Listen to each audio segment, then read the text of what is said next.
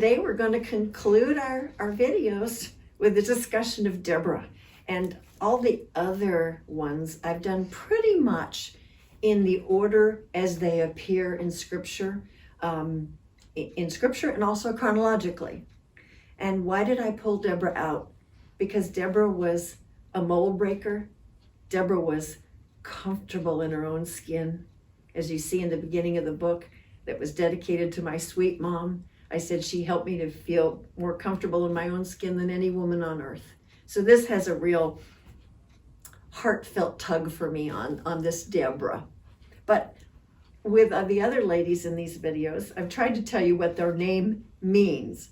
Deborah's name, I think I would have liked it to almost be a really regal name, because I feel that it means bee, B-E-E, like the buzzing of a bee.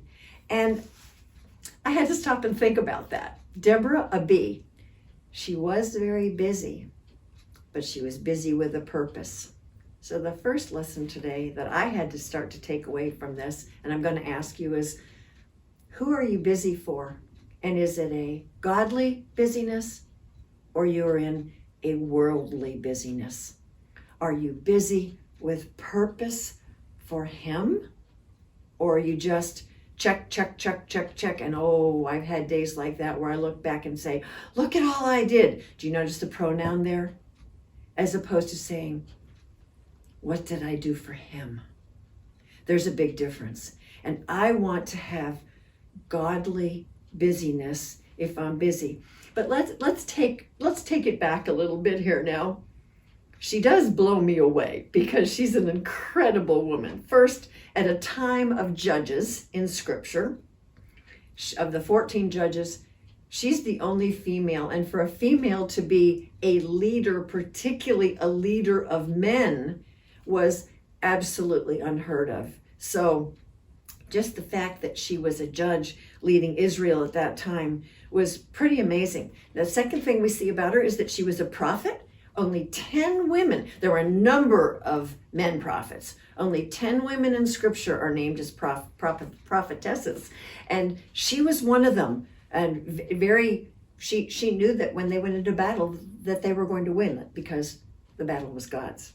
She was a prophet. She was a wife of Lapidoth.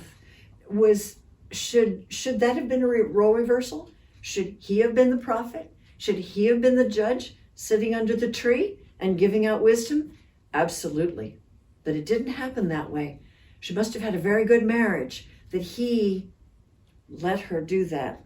Last, she's called a mother of Israel when she writes the song. But I want to stop there for a minute. Do you know back in the Old Testament, if women did not have biological children, if they did not produce children, they were told that something was wrong with them.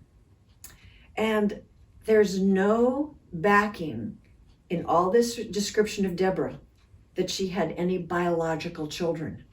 But still, her final summation of herself is that she was a mother of all Israel. She was God's mother, Israel, God with them. So we can be, as I get older, motherly figures to people. We can be mentors to others. I've had wonderful mentors in my life. And we need to accept the role that God's going to give us.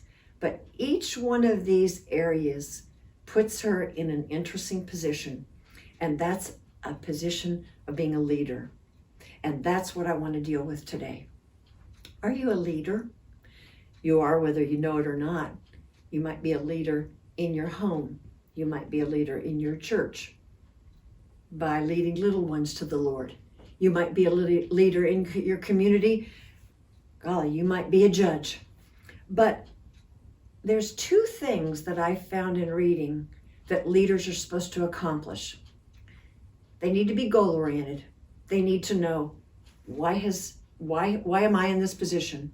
Or why has, more importantly, God called me to this position? And then you need to be responsible in those goals to the people you're leading in a godly fashion.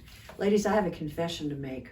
For years, I'm a leader, And everything I did, I was leading. And I was so happy to have Carol look good in those roles. And I was so happy to accomplish, because that was my goal to accomplish. When one time a dear, dear friend, who I'm still dear friends with to this day, said, you know, Carol, you are a strong leader. And you get those goals done. But sometimes you're the bull in the china shop. And in accomplishing the goals, you break some of the china along the way. And the precious china were people she was referring to. She said, slow down in your goals and watch your people. Whew. Tough to hear, but so true. I still don't always do it, but I try so hard now to look around at the people who I'm leading and saying, who's hurting? Who can I help?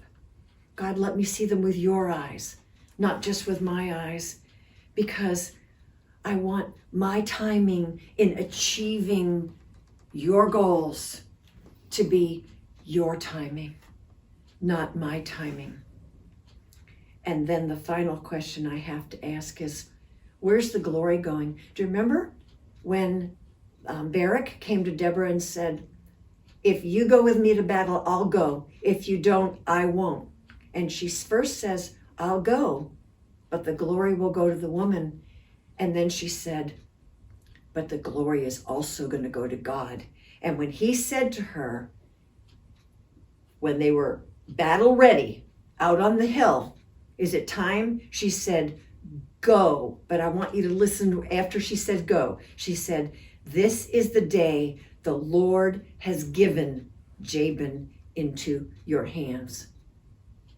Not, this is the day that I have told you to go, but this is the day the Lord has told you to go. So let me ask you a question. This is the day the Lord has given, fill in the blank, into your hands. This is the day the Lord has given a friend in need into your hands. This is the day the Lord has given preparation for a talk into your hands. Oh, I love the sweet time God gives me on different days to prepare these. This is the day the Lord has given for you to call somebody you haven't heard from in a while into your hands. See, we each just have one day in our hands every day. And God is saying, Carol, don't let the day be yours.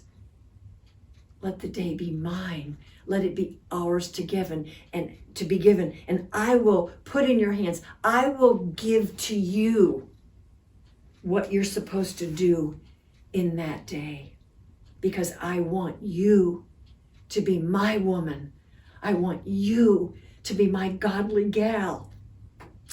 I want you to walk for me. And sometimes it may mean to go into battle. And sometimes it may mean to be peaceful. As I finish this today, it's kind of hard. This is the end of a journey for me with this book and with these things. A scripture I didn't include in it that I want to conclude with today is 2 Corinthians 5:21. And I say it's one of my favorites, and I say that about so many scriptures, but this is, God made him into sin, or he became sin who knew no sin for us, so that in him we might become the righteousness of God.